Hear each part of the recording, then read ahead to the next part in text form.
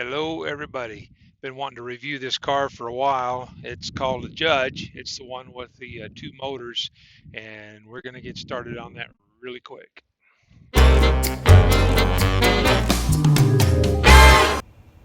Hey y'all, I hate to keep bringing this up, but if y'all want to keep up with what's going on, y'all need to subscribe and hit the little bell. Hey, I'm really looking forward to this, and I thought I'd give you guys an opportunity to look around and see what I get to see on a regular basis. I'm up near Buffalo, Wyoming. Just so everybody knows, this isn't a green screen. This is a real deal. It's very windy today. It's have to use this headset to keep the wind noise down. But I'll give you a view here real quick, and this will kind of show you if you had been here, oh, say 200 years ago and stood in this spot, this is exactly what you'd be seeing. I mean, I don't see any farmhouses or anything out here. And this has nothing to do with RC cars. I just thought it was kind of a cool place. So, This is what we're going to look at today. It's the Judge. It says Extreme 6920.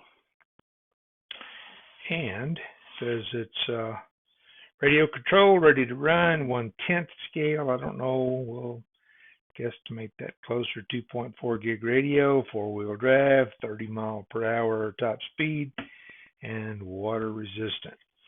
And this company chose to include this adapter, so probably means it has a European charging adapter.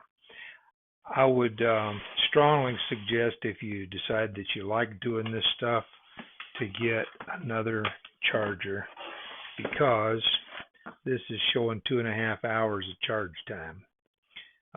That's quite a long time. If you don't want to wait 2.5 hours, you can run it for 15 minutes and charge it for 2.5 hours, or you can buy a hobby grade charger. I've got a couple of chargers that came in. I haven't unboxed them yet, so we'll have to do that on another day.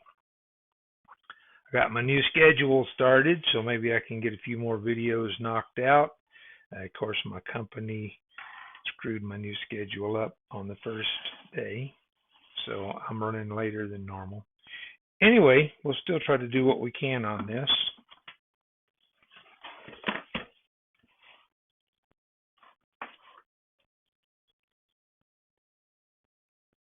I've watched those guys do catfish noodling, where they stick their hand down in a box underwater and they pull out a catfish, and I've always wanted to try that, so I think I'm going to try that with this car.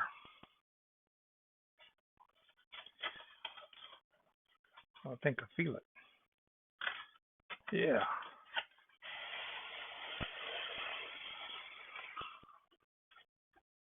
Oh, that's pretty neat.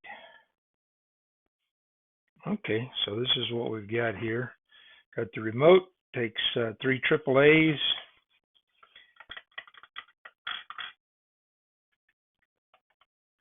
Let's see what we've got. Steering trim. Got a high and a low on the speed. I don't know what that does yet.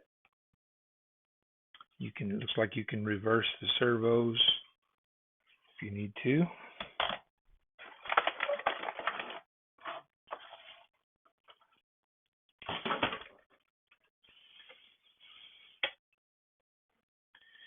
Big beefy tires. That kind of reminds me of something. Oh, I know what that is. John knows what that is. Don't you, John? Anyway,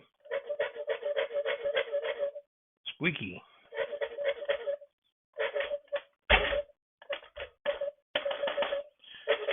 So there is no oil in the shocks.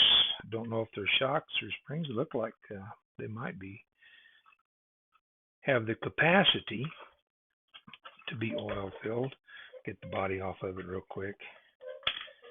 I'm not going to have time to run this today. I ran out of daylight. But we can at least look it over real quick. and I will be gone for 2 days rather than an entire week. So hopefully in 2 days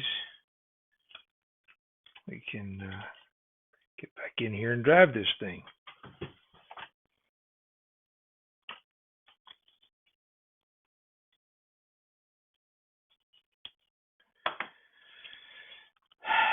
Okay.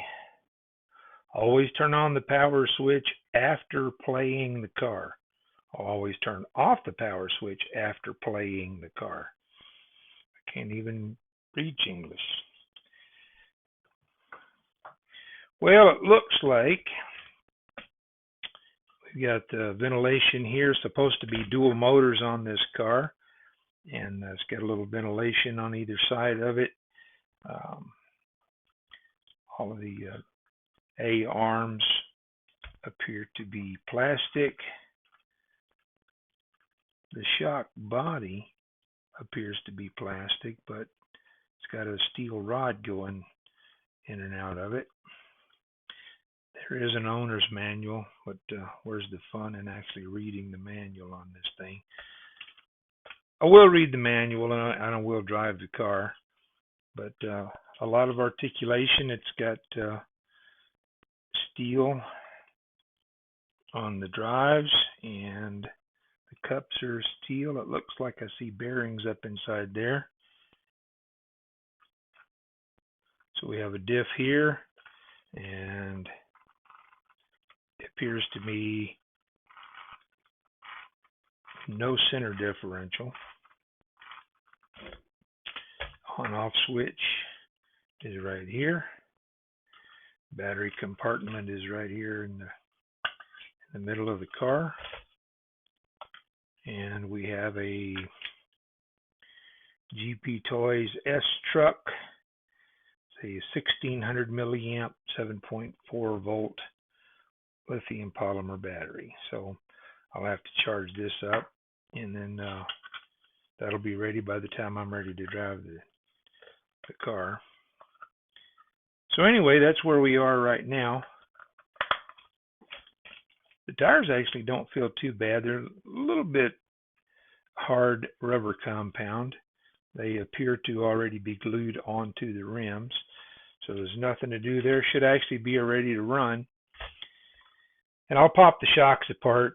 I have to get a set of pliers. They're pretty stubborn. See what we have there. It's got 4 shocks in the back, 2 in the front if they're really shocks. The noise is coming from the back of the car. Rubber bumpers on both ends of it. Metal chassis guards here. Well, man, that almost looks like... No, it doesn't look like that'll hit unless the tires flex a little bit. They might. Anyway, that's about all we're going to do on it today. So we'll put it on the road and see what it does. I'll put a GPS on it. It says 30 plus miles per hour. And I don't know. I don't think that's a 10th scale car. It looks more like a 12th scale, but it's got a very wide stance, so it should be pretty stable. Anyway, that's about all I've got for right now until we can get some more daylight in 2 days, and we'll see where it goes. The charger is like I suspected. It is a European charger, and this adapter just goes on here. This plugs into here, and the battery plugs in right here. So we'll get all this charged up and give her a test drive. It comes with a little lug wrench, comes with some extra body clips, and there's an extra power switch in here. I don't know. There's a little plug here. I'm assuming it's just an extra to go in here, but that's just an assumption. Once I read the owner's manual, I'll have a little bit more input. Well, when all else fails, read the instructions.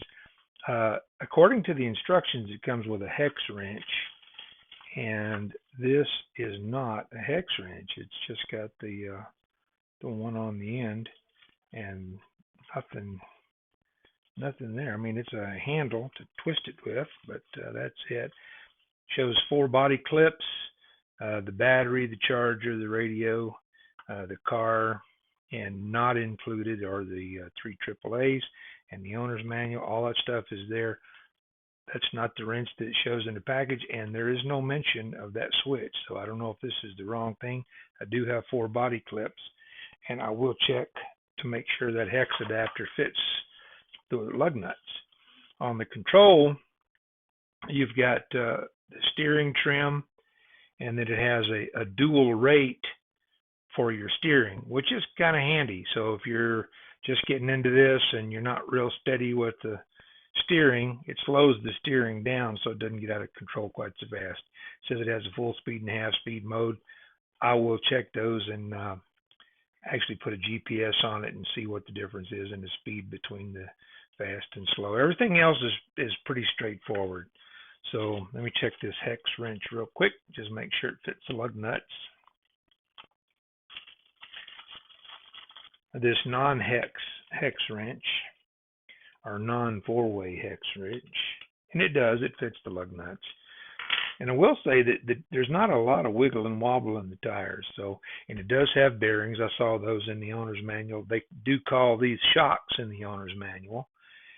And that's about it. So when I get back, we'll give it a test drive and see what everything looks like in motion. Hey, I appreciate everybody hanging in here while I make my transition to my new schedule.